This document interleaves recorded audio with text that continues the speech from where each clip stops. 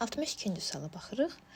Səbəb-nəticə əlaqəsinin düzgün verildiyi bəndləri müəyyən edin. Səbəb verib, nəticəni verib uyğunlaşdıraq. Quraqlığın artması kserofit bitkilərin formalaşması. Bu doğrudur, çünki kserofit bitkilər quraqlığa davamlı bitkilərdir. Bu doğru fikirdir. 2. Qara torpaqların formalaşması rütubətlənmə əmsalının vahiddən kiçik olması. Əksinə rütubətlənmə əmsalı torpağa təsir edir deyə biz bunu götürə bilmərik. Yanlışdır. Meşələrin qırılması eroziyanın intensivləşməsi. Doğrudur. Meşələrin qırılması eroziyanın sürüşməni daha da sürətləndirir. Taxıl bitkilərinin əkilməsi çöl və meşə çöl zonasının genişlənməsi. Yəni əkinçiliyin zonanın genişlənməsinə heç bir aidiyyatı yoxdur. 4-ü sildik. Yerin öz oxu ətrafında hərəkəti sutkalıq ritmikliyin yaranması. Doğrudur. Yerin öz oxu ətrafında hərəkəti nəticəsində sutkalıq ritmi proseslər yaranır. İfrat rütubətlənmə ərazinin daha çox mənimsənilməsi xeyr, əksinə ifrat rütubətlənmə mənimsənilməni azaldır. 1-3-5 oldu doğru cavabımız. C variantına baxaq. 1-3-5 verilib. C. 63-ə baxaq.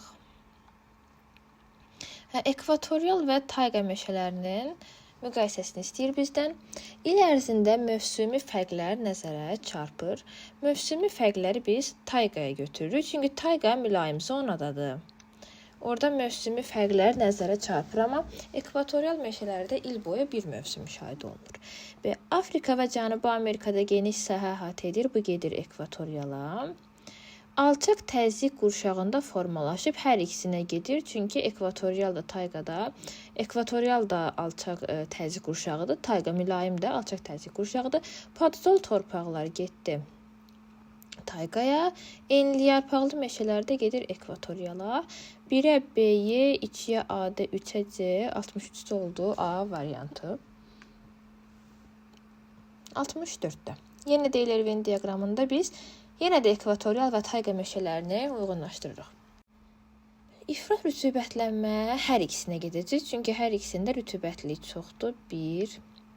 İl ərzində mövsümi dəyişkənlik zəif müşahidə olunur. Ekvatoriala gedir. Podzol torpaqlar tayqaya gedir. Agroiqlim ehtiyatları ilə yaxşı təmin olunsa da kənd təsərrüfatı zəif inkişaf edib 4-də gedir. Yəni agroiqlim, temperatur və s. ekvatorialda var, lakin cəngəlliklər, bataqlıqlar və s. imkan vermir ki, burada kənd təsərrüfatı inkişaf edilsin. Əsas iqlim qurşağında yerləşir. Bu hər ikisinə gedər. Ekvatorial iqlim qurşağı əsasdır, tayqada mülayim iqlim qurşağı əsasdır.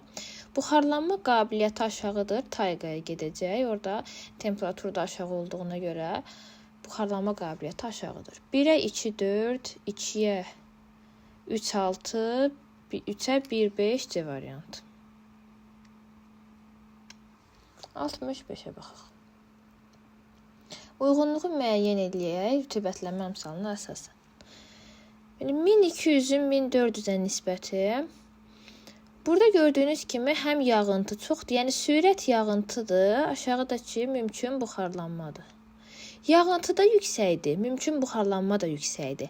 Lakin rütubətlənmə əmsalı vahiddən aşağıdır. Bu əlbəttə ki, savannaya gedər. 1 gedər C-yə. Yazaq 1 C-yə gedəcək. Çünki savannada da temperatur yüksək olduğuna görə mümkün buxarlanma çox olur. Yağıntı da çox düşür. Lakin nisbətdə rütubətlənmə əmsalı vahiddən kiçik olur. 2-də 600-ün 800-ə nisbəti çöllərə uyğun gələcək. D-yə. 2D. 600-800-ə nisbəti tamamilə çöl zonasına uyğundur. 3-də 200-ün 1800-ə nisbəti əlbəttə ki, səhraya uyğun gələcək. 3-ə B. Çünki, baxın, yağıntı çox azdır, 200-dür, rütubətlənmə əmsalı isə çox yüksəkdir. Bu da səhralara uyğundur.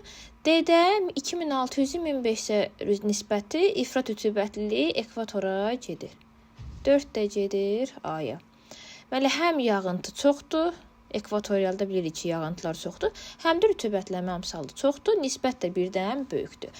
1C, 2D, 3B, 4A, D variantı tamamilə doğrudur.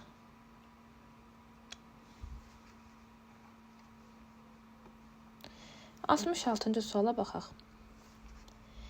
Qütb səhraları ilə tropik səhraların müqayisəsində yüksək təzyiq və enən hava şəraitində yağıntı az düşür. Hər ikisində gedir. Hər ikisində yüksək təzyiq, enən hava axınları səciyyəvidir. İqlim şəraitinin əlverişsiz olması ərazinin mənimsənilməsinə mane olur. Yenə də hər ikisinə gedir. Yəni birində çox isti iqlim şəraiti, birində çox soyuq iqlim şəraiti mənimsənmənin qarşısını alır. İfrat rütubət əlbəttə ki, qütb səhralarıdır. İsti və quru iqlim əlbəttə ki, tropik səhralardır. Qütb gündüzləri, gecələri əlbəttə ki, qütb səhralarıdır. Boz torpaqlar əlbəttə ki, tropik səhralardır. 3, 5, 4, 6, 1, 2 E variantı. 67. Rütubətli ekvatorial meşələrlə savannanın müqayisəsi. Avropa və Antarktidada rast gəlinmir. İkisində də, yəni nə Avropada, nə Antarktidada ikisi də yoxdur. Zəngin ot örtüyü və ot örtüyü savannadır. Keçilməz meşə deyirsə, ifrat rütubətli deyirsə, əlverişsiz şərait deyirsə, əlbəttə ki, rütubətli ekvatorial. Aqroiqlim ehtiyatlarının yüksək göstəriciləri. Aqroiqlim ehtiyatları hər ikisində yüksəkdir əslində. Hər ikisinin yüksək temperatur və s.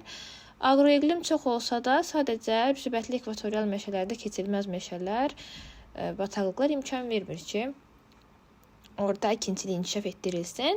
Qırmızı qonur torpaqlar da əlbəttə ki, savannaya gedəcək. Burada 2 yaz, 2 dənə, deməli 3 bura gedir. 3. Diqqətsizlikdən bəzən olur, 2 yazmışam. Deməli 3, 2, 5, 1, 4, B variantı.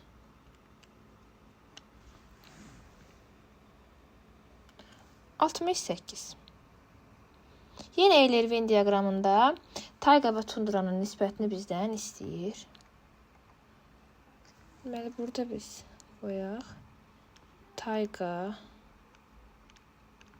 bir də tundra. Bir də oxşar yazıq 3-ə. Deməli 1-ə baxaq. Qısa və sərin yay dövründə otlaq və alçaq kollar bitir. Bunu biz tundraya yazırıq. 1. Nəyə görə? Qısa və sərin yay deyir. Tundra bilirik ki, subtropik iqlim qurşağında formalaşır. Subtropikdə də yayda subarktik iqlim qurşağında formalaşır. Subarktikdə də yayda mülayim hava kütlələri təsir etdiyinə görə yay qısa və sərin keçir. Qışda arktik hava kütlələri təsir etdiyinə görə qış isə soyuq və şaxtalı keçir. Bu səbəbdir. 2. Şimali Amerika və Avrasiya materikində geniş sahə tutur. Hər ikisi həm Şimali Amerikada var, həm də Avrasiyada var. Mülayim iqlim qurşağında az mənimsənilən zonadır. Tayqadır mülayim iqlim qurşağı. Rütubətli əmsalı vahiddən böyük. Hər ikisində vahiddən böyükdür. Podzol torpaqlar əlbəttə ki, tayqaya gedəcək. Keçid iqlim qurşağı subarktikdə də tundra. 3, 5, 1, 6, 2, 4, D variantı. 69. Cədvəli tamamlayın. İfrat rütubətlənmə şəraitinə malikdir. İl ərzində gecə və gündüzün uzunluğu arasındakı fərq böyükdür. Havanın su buxarı saxlama qabiliyyəti aşağıdır. Su buxarı saxlama qabiliyyəti mümkün buxarlanmadır. Mümkün buxarlanma. Yəni havanın su buxarını saxlama qabiliyyəti və ya buxarlanma qabiliyyəti deyə bilərik. Baxaq, ada tropik səhranı götürə bilmirik, ifrat rütubətlənmə deyir. Ekvatorial meşələri götürə bilmirik, çünki ifrat rütubətlənmə olsa da gecə və gündüzün uzunluğu arasında fərq böyükdür deməyi bizə onu deyir ki, bu qütbə yaxındır. Çünki ekvatorda bilirik ki, il boyu 12 saat gecə, 12 saat gündüzdür. Ona görə də biz burada ekvatordan uzaq olanını tapmalıyıq. Bu getdi. Mussona əlbəttə ki, getməyəcək burada. Su buxarı saxlama, mümkün buxarlanma orada yüksəkdir. İfrat rütubətlənmədə deyil. Codyarpaqlı meşə və kolluqlar deyil. İfrat rütubətlənmə deyil orada. Arktik buz səhraları tamamilə bizim cavabımıza uyğundur. Çünki həm ifrat rütubətlənmə var, həm gecə və gündüz uzunluğu arasındakı fərq böyükdür, həm də ki, buxarlanma qabiliyyəti orada aşağıdır. 70.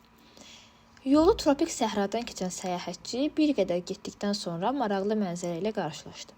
Səhranın ortasında ağac və kolların bitdiyi yaşıllıq ərazi var idi və nə var idi? Vahə var idi, əlbəttə ki, vahə.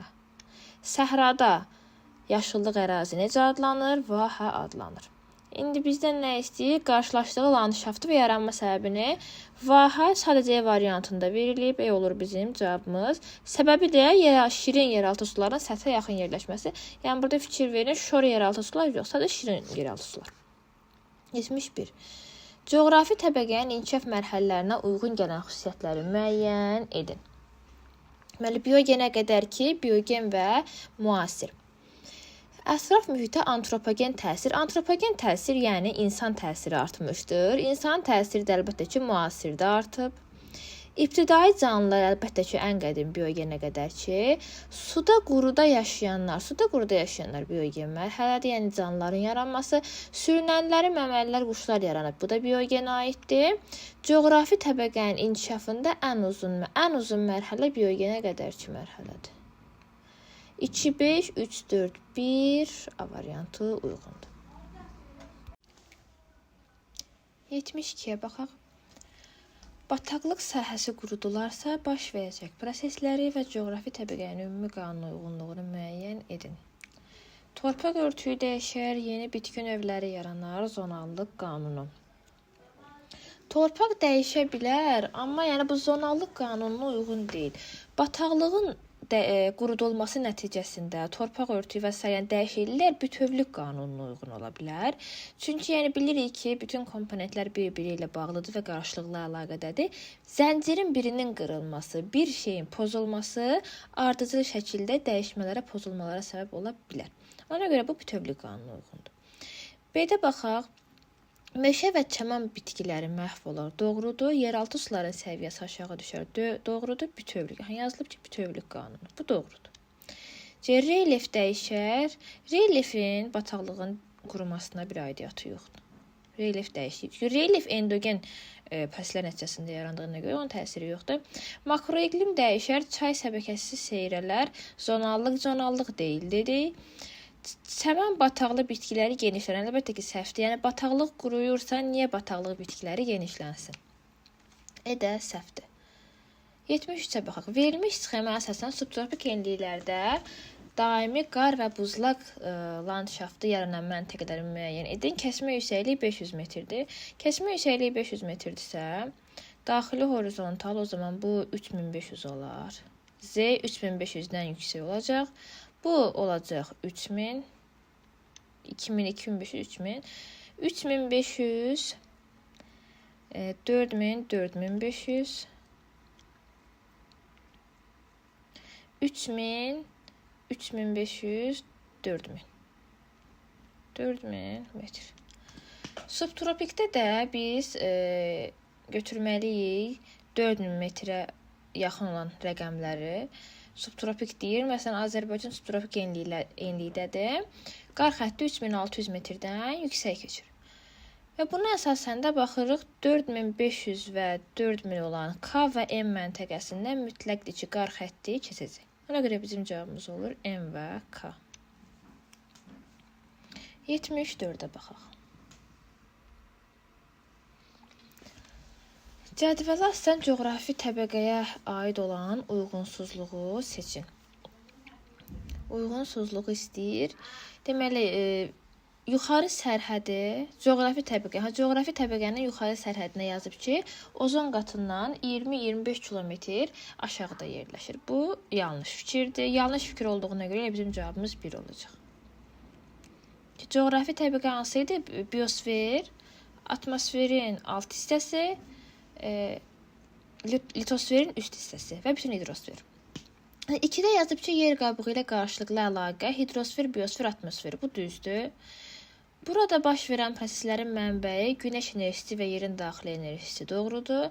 Canlı təbəqənin canlılar yaşayan hissəsi biosfer tamamilə doğrudur. Aşağı sərhədə yer səthindən 10-12 km aşağıda doğrudur. Litosferin üst qatı. Bu qalan cümlələr doğrudur. 75-də biogenə qədər biogen və müasir dövrün müqayisəsini istəyir. Baxaq. Və coğrafi, mühit və ekoloji problemlər yaranmışdır. Ekoloji problemləri biz götürürük müasirə. 3-ə 1 yazırıq. Sonra 2-də nə deyir? Kriptozoi eonu. Kriptozoi əlbəttə ki, ən qədim olan biogenə qədərki mərhələdir. Sonra balıqlar suda quruda yaşayan sürünənlər biogen mərhələdir.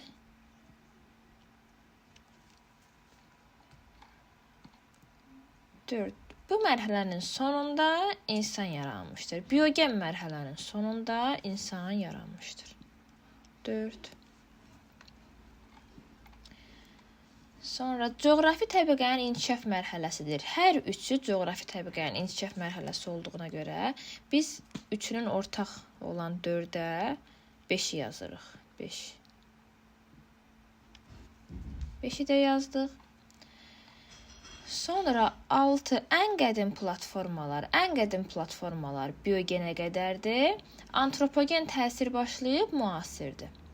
Ən qədim olur biogenə qədər, ən qədim platformalar 6. Antropogen təsir də aiddir müasirə. Deməli 2, 6, 3, 4, 1, 7. Baxaq, 2, 6, 3, 4, 1, 7, 5 A variantında cavabımız verilib. 76.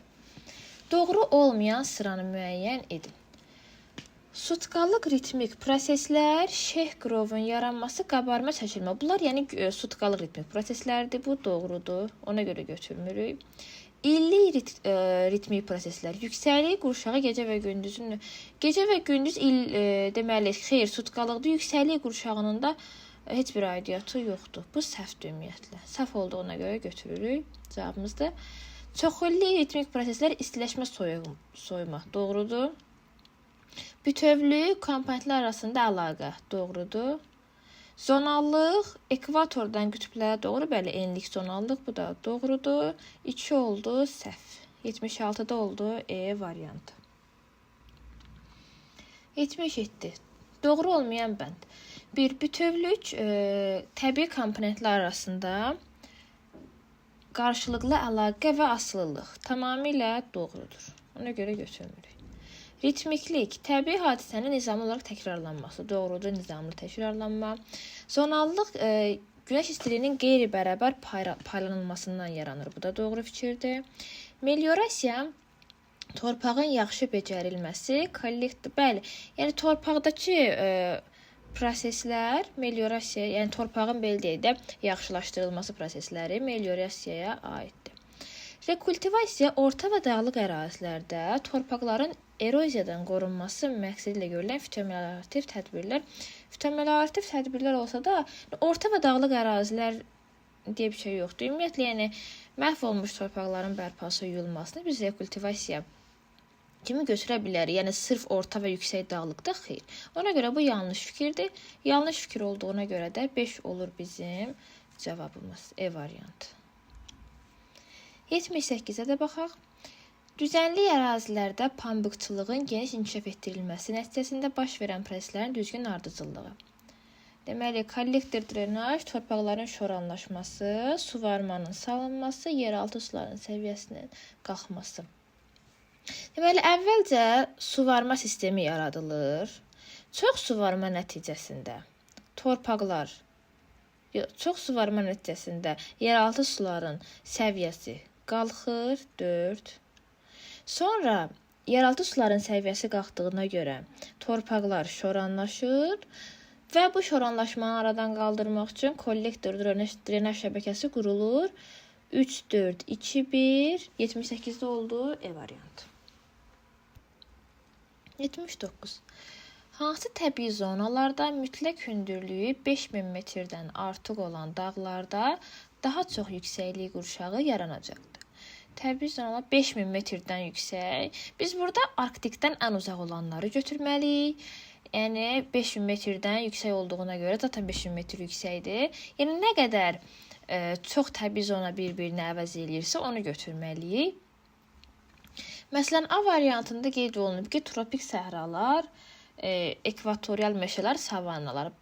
Burada bir problem yoxdur. Tropik səhra, ekvatorial meşə, savanna. Yəni, məsələn, tropik səhralarda ətək başlayacaq səhradan ta Nivala qədər 5000-ə qədər uzanacaq. Bu qalsın. B-də tayqa, tundra, musson. Bunu götürmürük. Çünki tundra da subarktikdir. Yəni aşağıdan başlayaraq nival buzlaq təbii zonası müşahidə olunacaq. C-də arktik səhra var. Sildik. D-də ekvatorial meşə, qarışıq meşə, pampa. Pampa çöldür. Cənubi Amerikada olan çöllərə deyilir. Qarışıq meşə var burada, götürə bilmərik. Çünki birbaşa başlayacaq qarışıq meşədən, sonra yuxarı qalxacaq. Belə də qarışıq meşə, tayqa və subalp çəmənləri, subnival, nival artıq daha az təbii zona biz orada görəcəyik, nəinki tropik səhralardan. Ona görə də olmaz. Y-də də yenə tayqa, meşə, tundra var. Ona görə biz onu götürə bilmərik. Ən çox yəni tropik səhra, ekvatorial meşə və savannalar. Yəni ətəkdə məsələn səhradan başlayaraq səhra, yarım səhra, çöl, meşə, subalp, alp, subnival, nival daha çox landşaft müşahidə olunacaq. Həmçinin ekvatorial meşə və savannalarda. 80. İqlim qurşağı, təbii zona və torpaq tipini düzgün verildiyi sıra. Tropik, həmişəyaşıl codyarpaqlı meşə, qəhvəyi, tropikdə səhralar yaranır. Bu səhvdir. Bu həmişəki codyarpaqlı olmalı idi subtropikdə. Ekvatorial, savanna və seyrək meşə, qırmızı qonur. Səhvdir. Subekvatorial olmalı idi. Subekvatorialda savanna yaranır. Subtropik çöllər, qırmızı, qara. Bu doğrudur. Burada bir problem yoxdur. Subtropikdə çöl yaranır, qırmızı, qara torpaq. 4-də subtropik, qarışıq meşə, padzol. Səhvdir. Padzol tayqada olur. Tayqada. 5. Mülayim, tundra və tundra qleyli. Tundra mülayimdə yox, subarktikdə yaranır. Subarktik. Ona görə 5-də səhvdir, 3 olur bizim cavabımız, 80-də A variantı. 81-də uyğunluğun pozulduğu sıralar. Bir subarktik, tayqa, padzol, şam. Bu burada pozulub. Pozulduğuna görə götürürük. Çünki tayqa subarktikdə yox, olmalı idi mülayim. Mülayimdir. 2. Mülayim, codyarpaqlı meşə, qəhvəyi, kaktus, codyarpaqlı meşə, bu da səhvdir, səhvləri götürürdük yaxı. 2 də səhvdir, 2-ni də götürürük. Subtropikdə olmalı idi. Yəni subtropik yazılsaydı doğru olardı. Bir də kaktus yox, sitrus bitkiləri. 1-2 səhvdir. C variantı 1-2 səhvdir. Digərlərinə də baxaq. Subtropikdə musson meşələri, sarı torpaq, bambu. Bu doğru fikirdir. Tropikdə yarım səhra, boz qonur, dəvə tikanı tamamilə doğrudur. Subekvatorialda savanna, qırmızı qonur, torpaq, evkalit tamamilə doğrudur. 1-2 səhvdir. 82. Orta çoxillik iqlim göstəricilərinə əsasən formalaşa biləcək təbii kompleksləri müəyyən edin. Bir də 27 dərəcə temperatur, 200 mm yağıntı çox azdır. Temperatur çoxdur, yağıntı azdır, mümkün buxarlanmada çoxdur. Və rütubətlənmə əmsalı 200-ün 1300-ə nisbətdə, yəni çox aşağı bir rəqəm olacaq. Bu, ya yarım səhra olar, ya da səhra olar. Yəni, çıxdış edən variantlara baxaq. Bir yarım səhra qalsın, 2 səhra qalsın, C də qalsın. Dedə savanna verilib, silirik. Savannada yağıntı 200 olmur, çox yüksək olur. D getdim. 2-də deyir ki, 2 dərəcə temperatur, yəni aşağıda temperatur, yağıntı 300, mümkün buxarlanma 200. Rütubətlənmə əmsalı 300-ün 200-ə nisbəti 1-dən çoxdur. Bu, daha doğrusu, qütbə yaxın ərazidə tundraya uyğun gələ bilər. Biz buna baxaq. Tayqa deyir. Beni tamamilə çıxırıq, codyarpaqlı meşələri çıxırıq. 2 bataqlıqlar yazıb, qalsın bataqlıqlar. Çünki yəni bataqlıq formalaşırdı, 300-ün 200-ə nisbətində bataqlıq formalaşa bilir. Y-də də tundra deyir, tundra da ola bilər. Yəni tundraya çox uyğundur bu, qalsın. Sonra 13 dərəcə temperatur, 400-ün 600-ə nisbəti. 400-ün 600-ə nisbəti çöl zonasına uyğun gəlir. Ada qarışıq meşədə xeyir olmur. 400-ün 600-ə nisbəti tamamilə çölə uyğun gəlir. Y-də var. 3-də tayqa. Tayqada xeyir 400-ün 600-ə nisbəti olmur. Temperatur da 13 dərəcə olmur. Silirik. E variantı qalır. 4-də də baxaq. 26 dərəcə yüksək temperaturdur. Yağıntı 2200. Çox yüksəkdir yağıntı. Mümkün buxarlanmada yüksəkdir. Nisbəti birdən böyükdür. Yəni ifa rütubətliliyi səciyyəvidir. Bu da ekvatorial meşələrə tamamilə uyğun gəlir. E variantı oldu bizim cavabımız. 83. Qonur meşə və boz torpaqlarının yaranması üçün əlverişli şərait. Deməli, qonur meşə, mülayim enlikləri götürürük. Qonur meşəyə, baxın 1, 2 gedir qonur meşəyə. Tropikləri götürürük boza. Bu 30 dərəcə enlikləri. 3, 4, 5 də gedir boz torpağa. 1, 2, 3, 4, 5, B variantı 83-də. 84-də baxaq. Proseslərin düzgün ardıcıllığını müəyyən edin. Torpağın məhsuldarlığı artır, eroziya və şoranlaşma prosesi gedir, meliorasiya tədbirləri keçirilir, torpağın məhsuldarlığı azalır. Birinci şoranlaşma və eroziya. Bunun nəticəsində məhsuldarlıq aşağı düşdü. Daha sonra tədbirlər keçirildi və bunun nəticəsində də məhsuldarlıq artdı. 2, 4, 3, 1 A variantı. 85. Proseslərin düzgün ardıcıllıqla verildiyi cavab. Əvvəlcə deməli, şoranlaşma artır. 2, şoranlaşma artır. Və kollektor drenaj şəbəkəsi yaradılır. Daha sonra qurun sularının səviyyəsi düşür bu şəbəkənin yaradılması nəticəsində və daha sonra da torpağın əkinə yararlılığı artır. 2, 3, 1, 4, B variantı. 86. Codyarpaqlı meşələrlə dəyişkən rütubətli musson meşələrinə aid olan xüsusiyyətlər. Tropik, subtropik və mülayim iqlim qurşağı gedir mussona. Yəni həm tropik, həm subtropik, həm də mülayim qurşaqda materiklərin şərq hissəsində yaranır. Torpaqları qırmızı sarı torpaqlardır. Bu da gedir dəyişkən rütubətli, qırmızı sarı torpaqlar. Afrikanın şimal hissəsində, Afrikanın şimalında codyarpaqlı həmişəyaşıl Aralıq dənizi sahilində. Qəhvəyi torpaq da gedir codyarpaqlı həmişəyaşıla. Asiya, Avstraliya və Şimali Amerikanın şərqində. Mən nə dedim bayaq? Materiklərin şərqində formalaşır musson meşələri. Aralıq dənizi də ki, əlbəttə ki, codyarpaqlıya. 1-ə 3, 4, 6, 1, 2, 5 D variantı. 87-yə baxaq. Euler-Venn diaqramına əsasən uyğun bəndləri müəyyən edin. İqlim diaqramı verilib. Birinci iqlim diaqramına baxın, nə görürük biz? Deməli, yağıntı yayda düşür. Yağıntı yayda düşür. Və bu ya yağıntı yayda ya subekvatorialda düşür, ya da mussonda düşür. Sadəcə bu subekvatorialın iqlim qurşağı deyil, iqlim diaqramı deyil. Çünki subekvatorialın iqlim diaqramında temperatur bu qədər sıfıra yaxınlaşmır. Sıfıra yaxınlaşmır. Ona görə də bu subtropik mussondur. Musson. Mülayim musson deyil. Nəyə görə? Çünki mülayim mussonda artıq temperatur mənfiyə düşür. Ona görə də mülayim musson deyil. Subtropik mussondur. İkincidə isə yağıntı soyuq aylarda düşür. Yayda quraq olur. Bu da əlbəttə ki, Aralıq dənizidir. İqlim tipidir. Və uyğunlaşdıraq. Bir codyarpaqlı həmişəyaşıl meşə və kolluqlar əlbəttə ki, Aralıq dənizi.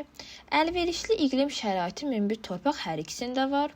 Dəyişkən rütubətli meşə mussondadır. Mühüm çəltikçilik zonası çəltik mussondadır. Qəhvəyi torpaqlarda sitrus becərilir. 5-də yazıb ki, sitrus əlbəttə ki, Aralıq dənizindədir. İnsan təsirinə daha çox məruz qalıb. Hər iki zona insan təsirinə daha çox məruz qalıb. 3, 4, 1, 5, 2, 6 D variantı. 88-ə baxaq. Euler-Venn diaqramına əsasən qarışıq və enli yarpaqlı meşələrlə codyarpaqlı həmişəyaşıl meşə və kolluqları müqayisə edin. Avrasiya materikində geniş sahə, hər ikisi Avrasiya materikində mövcuddur. Baxaq, bir ortaya getsin. Cənubi Avropada qəhvəyi torpaqlar, qəhvəyi torpaq codyarpaqdır. Qonur meşə və qəhvəyi meşə torpaqlar üzərində fıstıq, cök, ağcaqayın, qonur meşə, qəhvəyi meşə, qarışıq və enli yarpaqlı meşəyə gedər.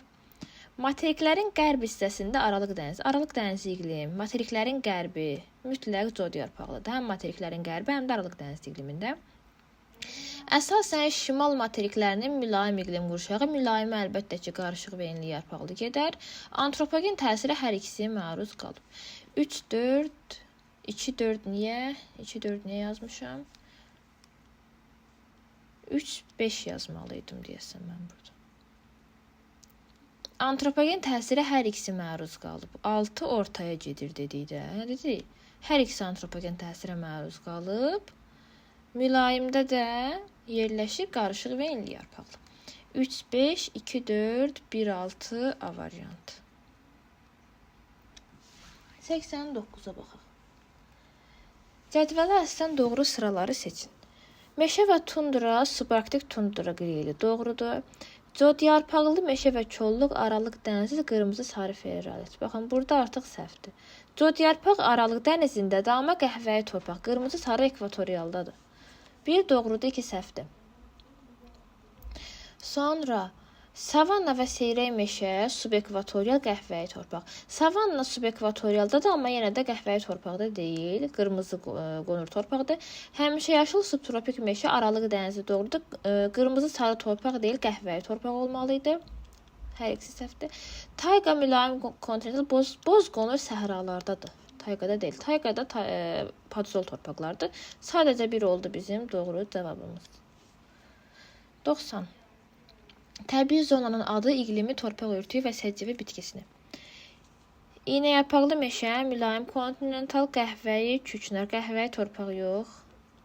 Padizol torpaq. Bu səhvdir. Yəni İynəyarpaqlı deyə də tayqa nəzərdə tutulur. Orada da padizol torpaqlar. Ekvatorial meşə, ekvatorial sarı toz ağacı. Toz ağacı da deyil, sarı torpaq da deyil, laterit torpaq olmalıydı. Savanna ekvatorial qəhvəyi dəfnə. Savanna subekvatorialdadır və qırmızı qonur torpaqdadır. Meşə tundra subarktik, tundra qrili, alçaq boylu, toz ağacı. Bu tamamilə doğrudur. Meşə tundra zonası subarktik iqlimdə, tundra qrili torpaqlar və alçaq boylu toz ağacı. Həmişəyaşıl codyarpaqlı meşə, rütubətli subtropik boz qonur, zeytun, səfti boz qonur, səhralar, yarım səhralar. Həmişəyaşılda olur qəhvəyi torpaqlar. D oldu bizim cavabımız. 91-ə baxaq. Bütövlük zonallıq və ritmikliyin müqayisəsini istəyir. Baxaq. Brizlər və qabarma çəkilmə prosesi. Briz, qabarma çəkilmə ritmikliyə, sutkalıq ritmikliyə aiddir. Yerin xəyalli oxunun öz orbit müstəvisinə meyilli olması nəticəsində baş verir. Bu da ritmikliyə aiddir. Təbii komponentlərin ekvatordan qütblərə doğru əlbəttə ki, zonallıqdır. Hər bir komponent digər komponentlərə təsir edir və özü də onun təsirinə məruz qalır, bütövlükdür. Komponentlərin qarşılıqlı əlaqəsi coğrafi təbəqənin qanuna uyğunluğudur. Hər üçü qanuna uyğunluqdur. Coğrafi enliklər üzrə dəyişir. Enliklər üzrə əlbəttə ki, zonallıqdır. 4, 1, 2, 3, 6, 5. 4, 1, 2, 3, 6, 5 D variantında verilib. 92. Yer kürəsində bitki və heyvan aləminin müxtəlifliyinin səbəbləri. Deməli, bu müxtəlifliyə baxın nələr təsir edir. Ərazinin mütləq hündürlüyünün müxtəlif olması. Bəli, bu təsir edir. Mütləq hündürlüyün müxtəlif olması, dağ və ya düzənlik təsir edir. Yer kürəsində quru və su səthinin qeyri-bərabər paylanması. Bəli, bu da təsir edir. Quruda olan canlılar və ya suda olan canlılardan fərqliyindən biz bunu görürük. Yer kürəsində əhalinin qeyri-bərabər, yəni əhalinin paylanmasının bitki və heyvanlara heç bir təsiri yoxdur. Yəni paylanmasına, müxtəlifliyə təsiri yoxdur əlbəttə ki. Yer qabığının qalınlığının buna heç bir təsiri yoxdur. İqlimin coğrafi uzunluqdan asılı olaraq dəyişməsi, iqlim coğrafi uzunluqdan yox, coğrafi enlikdən asılı olaraq dəyişir. Ümumiyyətlə cümlə səhvdir. 6. İstilik və rütubətin qeyri-bərabər paylanması, bəli, təsir edir. Quraq və ya hümid ərazilərdə əraziyə uyğun canlılar formalaşır. 1, 2, 6. 93. Əraziyə düşən yağıntıların miqdarı 400 mm, buxarlanma qabiliyyəti 600 mm olarsa, verilən ifadələrdən hansılar doğrudur? Yəni, rütubətlənmə əmsalı necə olacaq burada? 400-ün 600-ə nisbət. Bu tamamilə çöl zonasına uyğun olan bir kəsirdir. Bir çöl zonası doğrudur. Bataqlıqlar yanlışdır. Rütubətlənmə əmsalı birdən kiçikdirsə, bataqlıqlar burada yarana bilməz.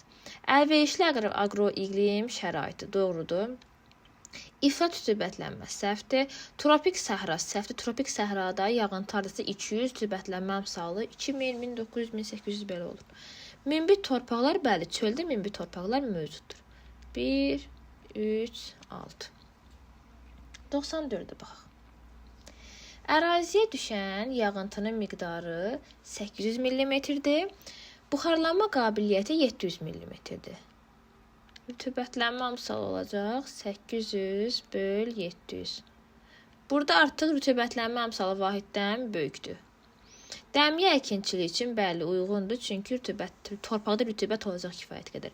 Kserofit bitkilər quraqlıq sevən bitkilərdir, səhvdir. Tundra zonası üçün səciyyəvidir. Səhvdir, çünki tundrada 800 mm yağıntı olmur. Yəni 800 mm meşədə ola bilər, amma tundrada 800 ola bilməz. Meşə landşaftı bəli yaranar, bu şəraitdə meşə yaranır. Suvarmaya ehtiyac heç yoxdur. Kifayət qədər rütubət var, suvarmaya ehtiyac yoxdur.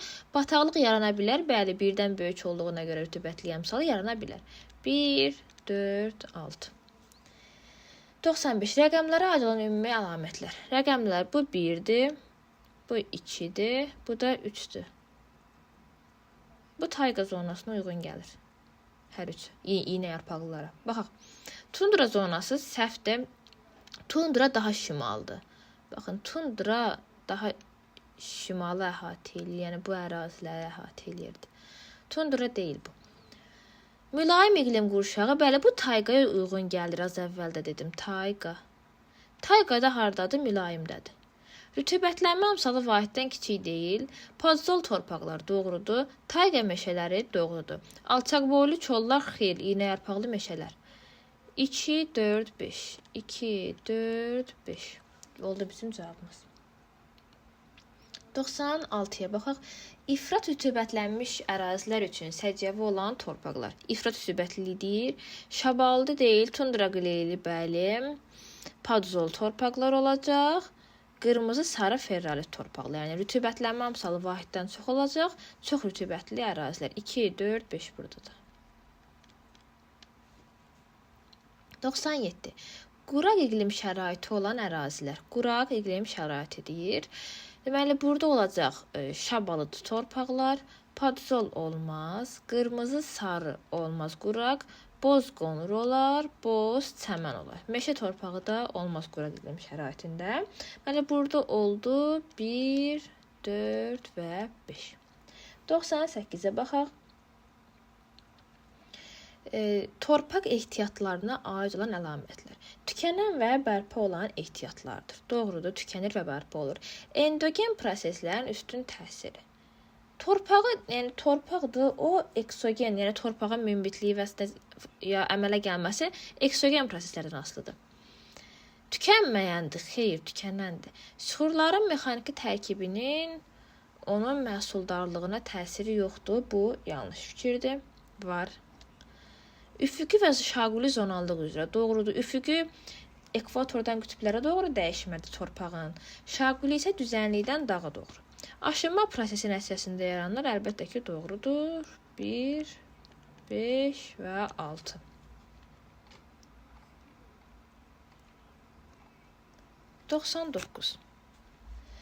Təbii komplekslərdə istilik və rütubətin nisbətindən asılı olaraq dəyişir. İsti və rütubətdən aşınma növü dəyişir. İsti və quraqda fiziki aşınmadır. Rütubətli ərazidə kimyəvi aşınmadır. Layarası yeraltı suların səviyyəsi. Layarası sular deyirsə, heç bir aidiyyatı olmayacaqdır. Bitki örtünün növü, bəli. Məsələn, kserofit quraqlığı davamlı olacaq. Rütubətli yerdə hidrofil, su sevər bitkilər olacaq. Çay şəbəkəsinin sıxlığı əlbəttə ki, dəyişəcək. Quraq ərazilərdə seyrək olacaq. Rütubətli ərazilərdə sıx olacaq. Süxurların tərkibinin heç bir aidiyyatı yoxdur. 1, 3, 4. 100-ə baxaq. Çöl və meşə çöl təbii zonalarına aid olan əlamətlər. Çöl və meşə çöl. Əsasən ot bitkiləri yayılmışdı, doğrudur. Yalnız bir iqlim qurşağında yayılıb, səhvdir. Subtropik və mülayimdə yayılır. Podzol və boz meşə torpaqlar, səhvdir. Podzol tayqadır, boz meşədə səhra yarımsəhv. Boz meşə deyil, ümumiyyətlə, boz torpaqlar. Avrasiya materikində geniş ərazi, doğrudur. Münbit torpaqların olması kənd təsərrüfatının inkişafına, bəli, kənd təsərrüfatının çox çöllərdə, çöl torpaqlarında inkişaf etdirilir, çöl zonasında. Tropik və mülayim enlilər tropikdə deyil. Burada cavab oldu 1, 4, 5. 101-ə baxaq. Üst bataqlıqların yaranması üçün əlverişli iqlim olan zonalar, codyarpaqlı həmişə yaşıl meşə olaraq səhvdir. Yəni bataqlıqlar olanda biz rütubətin çox olduğu, rütubətlənmə əmsalının vahiddən böyük olduğu əraziləri götürürük. Məsələn, tayqanı götürürük, tunduranı götürürük, çölləri qətiyyən götürmürük. Savanna və seyrək meşədə vahiddən yüksək deyil. Əgər rütubətli meşə desəydi, ekvatorial meşə, onu da götürərdik, amma savanna və seyrək meşədə deyil. Cavab olur burada 2 və 3. 102. Rütubətli iqlim şəraitində formalaşan, lakin əkinçilikdə istifadə edilməyən və ya az istifadə edilən torpaqlar. Bu əslən, məsələn, qütb ətrafı ərazilərdəki torpaqlar rütubətli olsa da, orada torpaq kasıb olduğuna görə orada əkinçilikdə istifadə etmək mümkün deyil. Məsələn, boz qonur götürmürük, çünki ariddə formalaşır, rütubətlidə yox. Tundra qleyelini götürürük. Podzolu götürürük, tayqa. Şabalıdını götürmürük, rütubətli deyil. O qədər də qəhvəyi çox rütubətli deyil. Çimli podzol rütubətlidir, götürürük. 2, 3 və 6. 103-ə baxaq. Arid iqlim şəraitində formalaşan, lakin əkinçilikdə istifadə olunmayan torpaqlar. Qaranı götürürük. Qara yəni çox arid demək olmaz. Yəni səhrada formalaşmır, meşədə formalaşır, lakin bu çox rütubətli də deyil qara torpaqlar. Ona görə biz bunu götürürük. Yəni əkinçilikdə istifadə olunur, məhsuldardır. Tam o demək deyil ki, tam ariddə formalaşır. Yəni semi-arid deyə bilərik, amma çox rütubətli də deyil. Ona görə qaranı götürə bilərik. Podzolu götürmürük, çünki ifrat rütubətliliyidir. Açıq şabalıdını götürürük. Qonur meşəni götürmürük. Ariddə formalaşmır. Qırmızı qaranı götürə bilərik, bəli. Əkinçilikdə istifadə olunur və arid iqlimdə formalaşır. Latesi də götürmürük, çünki ekvatorialda formalaşır. 1, 3 və 5 oldu bizim cavabımız. 104-ə baxaq. Qütb səhraları üçün səciyyəvi olmayan əlamət olmayan deyir. Havanın su buxarı saxlama qabiliyyəti yüksəkdir, səhvdir. Yəni mümkün buxarlanmadır da bu, mütləq rütubətli. Mümkün buxarlanma çox aşağıdır. Tropik ərazilərdə çoxdur, qütb səhralarında aşağıdır. Buxarlanma qabiliyyəti ilə buxarlanma arasında fərq azdır. Bu doğru fikir olduğuna görə biz onu götürmürük. Nisbi rütubət aşağıda yanlış fikir olduğuna görə götürürük. Çünki nisbi rütubət yüksəkdir qütb səhralarında.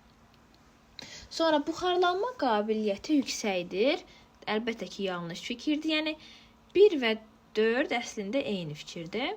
4 də səhvdir. Albedo yüksəkdir. Bəli, albedo yüksəkdir. Çünki buz səthi olduğuna görə çox əks etdirir. Qar səthi okean səviyyəsinə yaxındır. Tamamilə doğru fikirdir. Doğru olduğuna görə götürmürük. 1, 3, 4 səhv fikirlərdir. Ona görə olur bizim cavabımız. 105. Sxemdə təsvir edilmiş təbii zonaya aid olan əlamətlər. Şimali Amerika materikində çöl zonası göstərilib. İndi baxaq. Dəmiyə şəraitində taxıl əkinləri geniş sahə tutur. Doğru fikirdir. Mülayim iqlim qurşağında geniş sahə tutur. Mülayim iqlim qurşağı. Bəli, bu da doğru fikirdir. Gördüyünüz kimi, yəni Şimali Amerikada mülayim iqlim qurşağında yayılır. Rütubətli əmsalı vahiddən böyükdür. Əsasən dəmiyə şəraitində pambıq əkilən təbii zonadır. Çöldə rütubətli əmsalı vahiddən böyük deyil. Bunu çıxırıq ona görə. Prera adlanan bu təbii zonada qara torpaqlar geniş sahə tutur. Doğrudur, Şimali Amerikanın çölləri preriya adlanır. 5-də yalnız bir iqlim qurşağında formalaşıb bozqonur torpaq. Səhvdir, çünki həm subtropik, həm də mülayim iqlim qurşağında formalaşa bilir. 6 iynə yarpaqlı meşələrdir. Səhvdir, iynə yarpaqlı tayqaya aiddir. Bizim təbii zonamız isə çöl zonası idi. Bizim cavabımız oldu burada. 1, 2, 4. 106-ya baxaq. Səbəb və nəticə əlaqələrinin düzgün verilmədiyi bəndləri müəyyən edin. 1. Günəşin və yerin daxili enerjisinin təsiri coğrafi təbəqədə maddələr dövranı baş verir. Bu doğru fikirdir. Ona görə götürmürük. Səhvləri istəyir. Yerin günəş ətrafında hərəkətinin nəticəsi sutkalı ritmik proseslə yaranır. Bu səhv fikirdir. Çünki yerin günəş ətrafında hərəkəti sutkallıq yox, illik ritmik prosesləri yaradır. Desəydi öz ox ətrafında hərəkəti, onda sutkalığı götürərdik. Günəş ətrafında hərəkət sutkalığa aid deyil. Yanlış fikir olduğuna görə biz bunu götürürük. Okean sahilindən deməli, materiklərin daxilinə doğru temperatur amplitudasının artması deməli, səbəbidir. Nəticəsi isə kontinentallığın yaranmasına səbəb olur. Bu doğru fikirdir. Yəni, materik daxilinə doğru kontinentallıq da artır, amplituda da artır. Bu doğru fikir olduğuna görə biz bunu götürmürük. 4-ə baxaq. Ekvatorial hava kütləsi il ərzində Mərkəzi Afrikada yağıntının bərabər paylanmasına səbəb olur. Bu da doğru fikirdir, götürmürük. Cənub yarımkürəsində okeanların daha çox sahə tutması günəş şüalarının daha çox əks olunmasına gətirib çıxardır. Okean əksinə günəşin əks olunması yox, daha çox udulmasına səbəb ola bilər. Ona görə bu yanlış fikir deyə götürürük. Bizim yanlış olan fikirlərimiz oldu. 2 və 5. 107. Yay isti və rütubətli, qış isti və quru olan ərazilərə xas olan əlamətlər. Yay isti və rütubətli, qış isti və quru. Bu əlbəttə ki, subekvatoriala uyğun gəlir. Subekvatorial. Yay isti və rütubətli, qış isti və quru və savanna təbii zonası. Qara və şabaldı, qara torpaqlar deyil. Subekvatorialda savannalar geniş yayılıb. Doğrudur. İllik amplituda böyük deyil. Yayda ekvatorial, qışda tropik hava kütlələri hakimdir. Bu tamamilə doğrudur. Qırmızı qonur torpaq doğrudur savanna üçün. Qırmızı qonur. Ona görə bizdə olur 2, 4 və 5. 108-ə baxaq. Yayı mülayim, rütubətli, qışı sərt və soyuq. Bu subarktikdir. Subarktik. Yayda mülayim hava kütləsi təsir göstərir deyə mülayim olur. Qış isə sərt arktik hava kütləsi təsir göstərir deyə sərt olur. Subarktikdə də tundra yaranır. Ada deyir torpaq qileylidir. Doğrudur, tundra qileyli torpaq. Sutkalıq temperatur amplitudası böyükdür. Xeyr, bu səhvdir. Sutkalıq temperatur yəni o qədər də dəyişmir. Bitki örtüyü mamır və şibiyyələrdən alçaq boylu ağac və kolluqlar. Doğrudur. Antropogen təsirə daha çox məruz qalır. Xeyr, qütb ətrafı ərazidə az məruz qalır. Həmişə yaşıl meşələr. Xeyr, əlbəttə ki. Yayda mülayim, qışda arktik. Mən dedim az əvvəl. Yayda mülayim hava olur deyə yay mülayim keçir. Qışda arktik olur deyə sərt keçir. Ona görə 6 doğrudur. 1, 3, 6. 109. Uyğunluq gözlənilib. Subtropik, həmişəyaşıl, codyarpaqlı meşə, qəhvəyi torpaq. Tamamilə doğrudur. Mülayim, enli yarpaqlı meşələr, qonur meşə torpaqları. Bu da doğrudur. Ekvatorial, rütubətli ekvatorial meşə, qırmızı qonur torpaq, səhvdir. Burada olmalıydı laterit və qırmızı sarı ferrarit torpaq. Qırmızı qonur subekvatorialdadır. Sonra tropik səhra, sarı torpaq, səhvdir. Boz torpaq olmalıydı. Subekvatorial, savanna, qırmızı qonur. Tamamilə doğrudur. 1, 2, 5 oldu bizim cavablarımız. 110. Xəritə sxemdə işarələnmiş ərazilər əsas xüsusiyyətləri bu göstərilən rənglənmiş ərazi tayqa zonasını bizə göstərir. Tayqa zonasıdır. Çöl təbii zonası deyil, çöl daha cənubdadır. Tayqa meşələri doğrudur. Mülayim iqlim qurşağı doğrudur. Podzol torpaqlar doğrudur. Subarktik səhvdir. Subarktikdə tunduradır. Enli yarpaqlı da deyil. 2, 3, 4. Yəni xəritədə baxsız görərsiniz ki, bu tayqa zonasına uyğun gəlir. 111. Doğru sıraları müəyyən edin. Tayqa, subarktik, podzol torpaqlar səhvdir. Çünki tayqa mülayimdədir. 2. İğnə yarpaqlı meşə, mülayim, podzol. Doğrudur. İğnə yarpaqlı ilə tayqa eynidir. Mülayimdədir və podzol torpaqlar yayılıb. Codyarpaqlı həmişəyaşıl meşələr, tropik qurşaq, qəhvəyi sarı. Codyarpaqlı həmişəyaşıl meşə tropik yox, subtropikdədir. Səhvdir. Qarışıq meşələr, subtropik qurşaq, deməli qəhvəyi meşə torpaqları. Bu da səhvdir. Qarışıq meşə subtropikdə, codyarpaqlı meşədə, qarışıq meşə mülayimdədir. Səhvdir. Prairie mülayim qurşaq, qara torpaq doğrudur. Şimali Amerikadakı çöllərə verilən addır. Pampa da Cənubi Amerikadakı çölə verilən addır. Pampa subtropik qırmızı qara tamamilə doğrudur. 2, 5, 6-cı fikirlər doğrudur. 112-yə baxaq. Şimal yarımkürəsində 45 şimal enliyində yerləşən Venesiya şəhərindən 180 dərəcəlik azimutla 7215 km məsafədə yerləşən məntəqə üçün uyğun olan əlamətləri müəyyən edin. Və şimal yarımkürəsi 45 şimal enliyində bir dənə məntəqə var, yerləşir 45 şimal enliyində.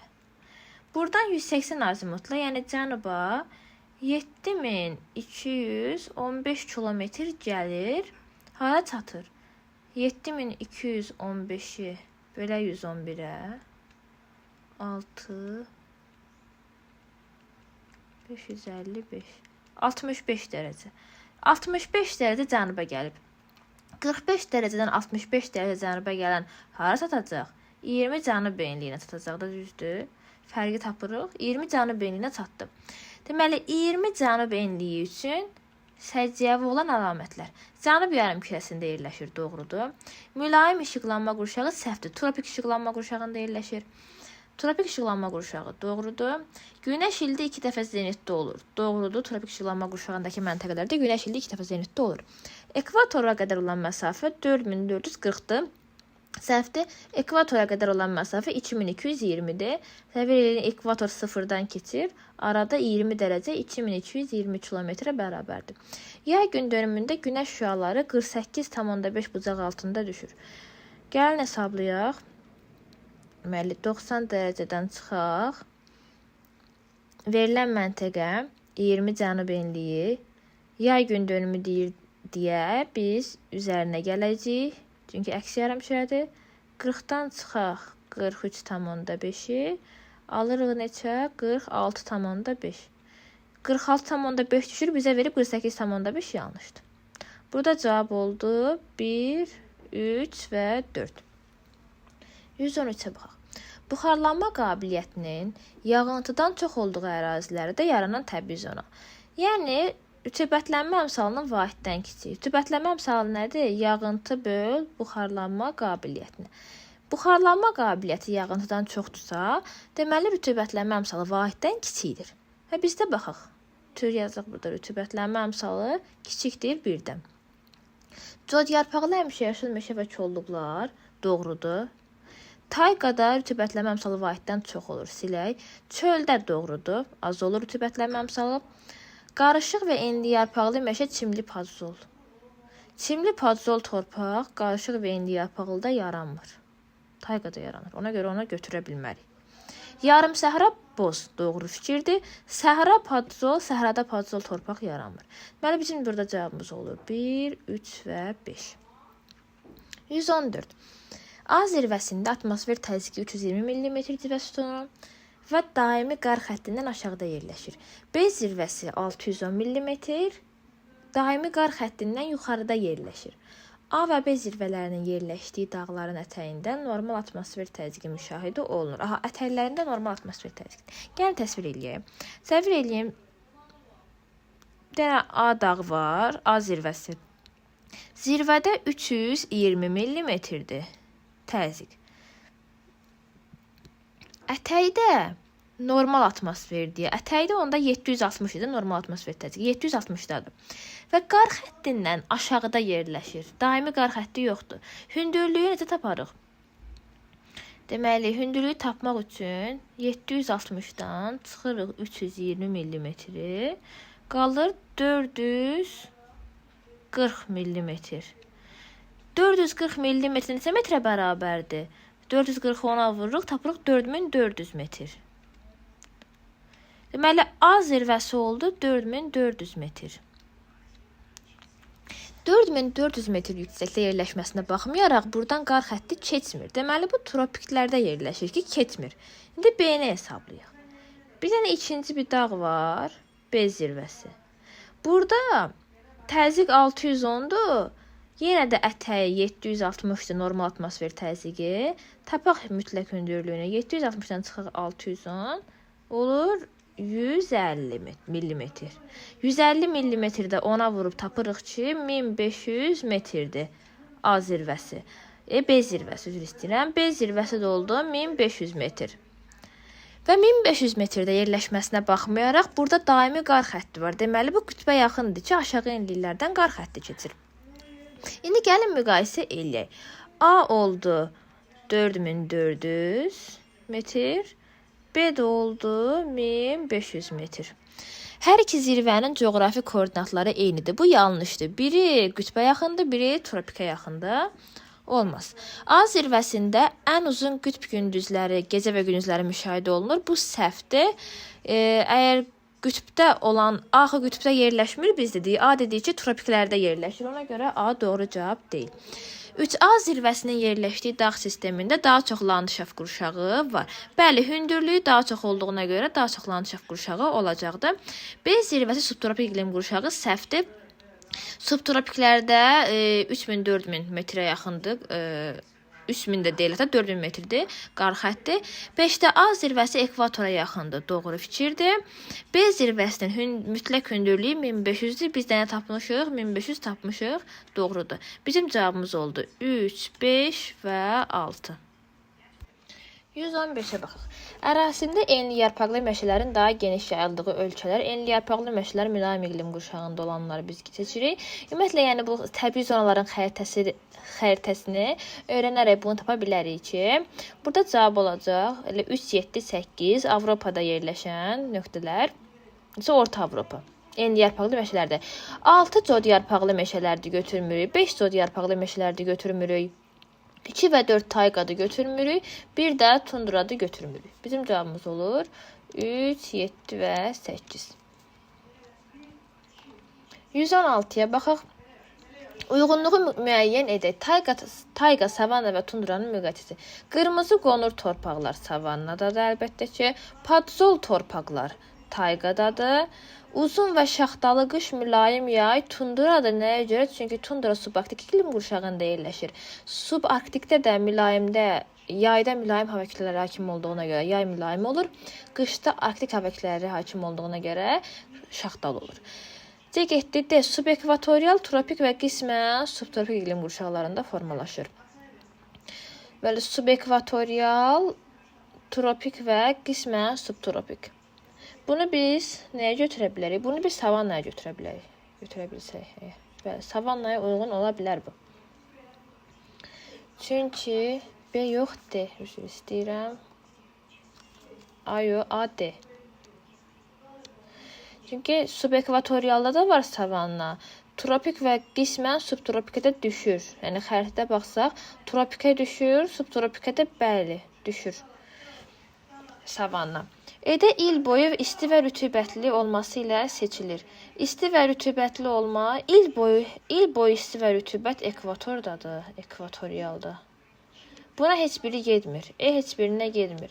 Həmişə yaşıl meşələr desəydi, bəli, gedə bilərdi, amma hala savannaya il boyu deyil. Savannada yay rütubətli keçir. 117-yə baxaq, uyğunluğu müəyyən edin. Tornado, drenaj və bedlendin uyğunluğu seçək. Materikləri cənubdan əhatə edən dənizlərin sahillərində yaranan dağıdıcı tropik siklon. Bu tayfundur, yəni materiklərin şərqində olur. Cənubda əhatə edən dənizlərin sahillərində yaranan dağıdıcı tropik siklon. Bu heç birinə, tornadoya getmir bu. Tornado burulğandır. Deməli, bataqlıqları qurutmaq üçün qurunt və ya səth sularını süni yolla axıtmaq üçün çəkilən hidrotexniki qurğu bu drenajdır, drenaj şəbəkəsidir. 2-yə getdi B. 3-də deyir ki, deməli, tropik və arktik hava kütlələrinin toqquşması nəticəsində yaranan güclü burulğanlı külək. Bu C-yə gedir, bəli. Daha doğrusu 1-ə tornadoya gedir, burulğanlı külək. Ceyrançöl və Qobustan alçaq dağlığında əkinə yararsız torpaq getdi, bedləndi. 3-də getdi, deməli 3-ə də getdi, D variantı. E-yə baxaq. Quraq ərazilərdə külək və axar sular tərəfindən eroziyaya məruz qalan gilli torpaqlar. Bu da bedləndə gedir. Çünki quraq ərazilər, yəni bedləndlə, Ceyrançöl, Qobustan zaten quraq arid ərazilərdir. Və bu ərazilərdə eksogen preslər nəticəsində eroziyaya qalan gilli torpaqlarda bedlənd adlanır. 118-ə baxaq. Bütövlük, ritmiklik və zonallığın müqayisəsini bizdə buradan istəyir. A. Fəsillərin və gecə-gündüzün növbələşməsi. Bu ritmikliyə aiddir. Fəsillər illik ritmikliyidir. Gecə və gündüz sutkalıq ritmikliyi. Ekvatordan qütblərə doğru təbii komponentlərin ekvatordan qütblərə doğru artıq zonallıqdır. Təbii komponentlərin bir-biri ilə sıx əlaqədə olması bütövlüydür. Briz və mussonlar ritmikliyidir. Daimi küləklərin paylanması da aiddir zonallıq qanununa. Deməli, burada 1-ə C, 2-yə AB, 3-ə B-yə yox. Yox, D, 2-yə D yazmalıydım. Yenə B-nin D-ni səhv salıram. D. Briz və mussondur da. Briz və musson, briz gündə 2 dəfə istiqamətdə dəyişən küləkdir. Musson ildə 2 dəfə istiqamətdə dəyişən küləkdir. O da ritmikliyə aiddir. C, A, D, B, Y. 119-da coğrafi təbəqənin inkişaf mərhələlərinə aid olan uyğunluqları bizdən istəyir. Deməli, üzvü mənşəli çökmə süxurların əmələ gəlməsi. Bu, deməli, A gedir biogen dövrə.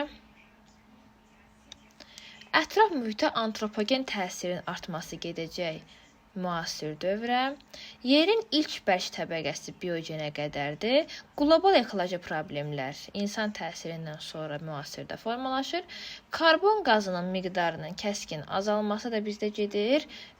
Hansına biogenə? Biogenə qədər də çox olub karbon. Biogendə azalıb. 1-ə C, 2-yə A, 3-ə AE, 3-ə də B-dir. 120.